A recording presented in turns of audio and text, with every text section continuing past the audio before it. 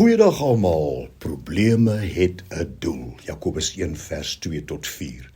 Ag dit louter vreugde wanneer julle in allerlei versoekinge val, omdat julle weet dat die beproewing van julle geloof lydsaamheid bewerk.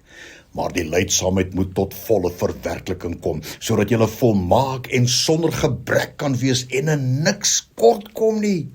Jy weet, almal van ons gaan soms deur beproewings, probleme en swaar kry in die lewe, maar nie een daarvan is vir die Here 'n verrassing nie. En meer belangrik, nie een daarvan is sonder 'n doel nie. Want elke versoeking en beproewing gee ons die geleentheid om die waarheid van ons geloof te demonstreer. Die woorde allerlei versoekinge in hierdie vers daag ons uit om dit as 'n geleentheid te gebruik om sterker in ons geloof te word en om ons te leer om standvastig te wees en te bly. Die ander woorde in hierdie vers, ag dit louter vreugde, beteken nie dat ons bly moet wees oor die swaar kry nie, maar eerder om te jubel, bly te wees oor die geleentheid om te oorwin oor die aanvalle van die bose. Versoekings en beproewings is juis die toets om die egtheid van ons geloof, ons vertroue en verwagting van God bloot te lê.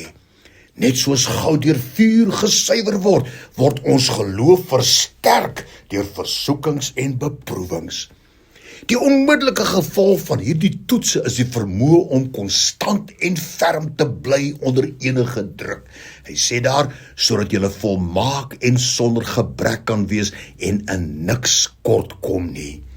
So wanneer tye moeilik raak in jou lewe, vertrou die Here vir beskerming en krag om Satan onder jou voete te verbrysel en juig en jubel daarin.